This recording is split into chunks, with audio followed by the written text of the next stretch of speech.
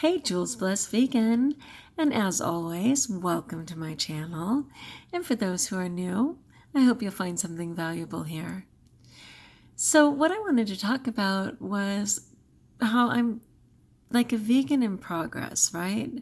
I think we're always in progress anyway, but some people, certainly Tanny Raw, and if you're not familiar with Tanny Raw, she's a social media personality with 50 billion followers who has really mastered the lifestyle of low fat, high carb, raw vegan.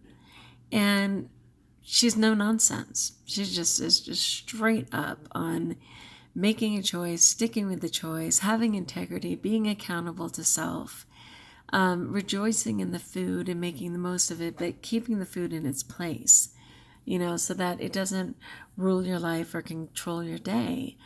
And it's very impressive. It's very impressive. And in addition to that, she's just fun. But she's real, and she has her life going on, and she taps into that as well. But I was thinking, for me, I'm new to being a vegan. I mean, really, it was just since July that I really decided to commit and delve in perfectly imperfect. I've fallen a few times, but always falling forward with the intention of, continuing the quest. But I've never really committed to my why. I think a why I'm willing to do it, why it's important to me. I think the why does evolve and change, but I also think that my instability is not having confidence in the why. Why I've chosen to even change my lifestyle. I can give you some reasons, but I don't feel like I have a why that gives me strength and a steady foundation. Still really vulnerable that way. Another thing is my history is as a compulsive overeater, and I know some people hate that because they're like, you don't need to label yourself and maybe it's not true for you anymore and blah, blah, blah. It's very much true for me.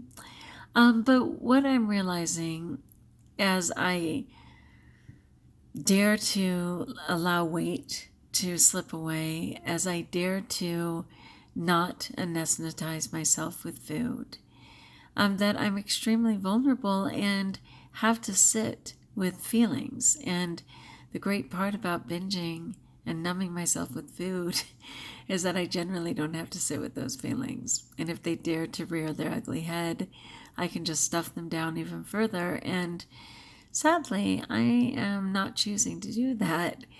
And I know that's a good thing, but it's also going against my natural grain. Because honestly, for as long as I can remember, I've used food. And darn it, I'm going to be emotional because that's how naked I feel. I'm like in a really bad place in my life right now, and yet in such a good place. That's the paradox. It's like, I know I'm going in the right direction.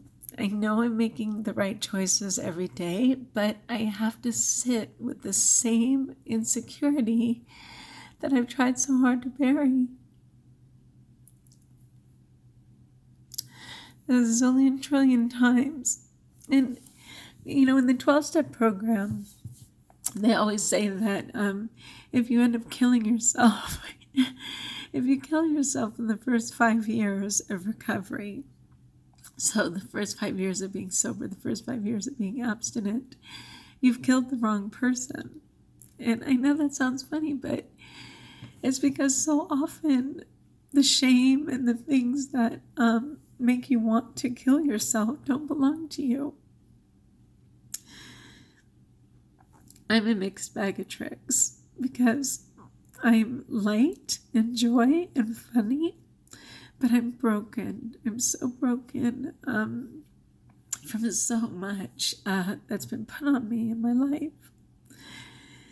I prefer to be the happy person. I don't need to be a class clown anymore by any means. I'm naturally funny. I don't feel a need to entertain the world, though I tend to be very entertaining. But it's this is an important journey, and I'm glad God's called me to it, for the planet, for the animals, for myself. But there's nothing comfortable or easy about it. And I know change is coming, but change can be painful. So that's kind of where I'm at right now, because every day I'm struggling in school, meaning as a teacher. I was already struggling as a student, as a perfectly straight A student, but as a teacher, I'm kind of in a fog, because I don't have the gift of the clarity yet that comes with eating right. I'm still in the detox phase, and maybe for some time, but just every day I go through, I'm teaching, I'm doing it, but in my head I'm just like, can I please leave? Can I please run? Can I please quit? Do I have enough retirement saved yet? Like every minute. And then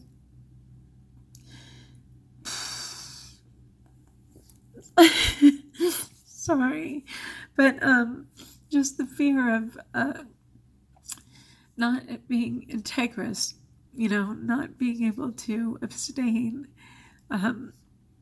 making it home without stopping somewhere in my old haunts to binge on whatever. I'm so grateful. Like, when I finally got home, my salad that I made was so phenomenal. I mean, I could taste every bite. It was so delicious and so amazing. I rejoiced in every bite. But it's just such hell. Being well, being at this stage of wellness is hell for me. So thanks for letting me share. I just have to be able to tell my truth. I'm happy to be clean. But food has been my drug of choice for years, and the vulnerability of not stuffing myself when I'm really struggling in my life is very hard and uncomfortable and scary. But I'm doing it, and I'm grateful for this community, but I'm struggling. So prayers welcome as always, and please leave your comments below. I'd love to support you. Like if you like, join us if you haven't, and one more day of exercise, one more day of wellness, one more day of getting in my water. I'm doing it, but I'm not comfortable and I'm struggling, and that's just my truth for today. So peace be with you and with me, and until we talk again, my friends, thanks for listening and be blessed.